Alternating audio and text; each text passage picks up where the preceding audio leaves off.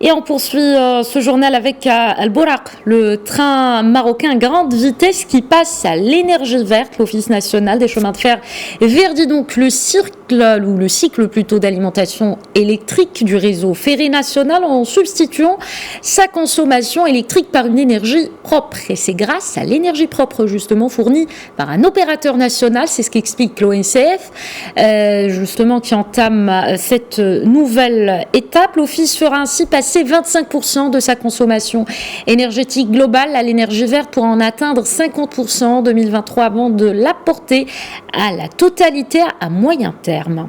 Cette nouvelle mesure permettra à l'ONCF à court terme d'améliorer globalement l'empreinte carbone avec l'équivalent de 120 000 tonnes de CO2 évitées chaque année, l'équivalent de 4 millions d'arbres plantés. On écoute à ce propos Béchari Nassera, chef de département marketing à l'ONCF. Cette transformation va s'opérer énergétique, bien évidemment, va s'opérer de manière progressive, pour alimenter à terme l'ensemble et la totalité des trains en énergie propre.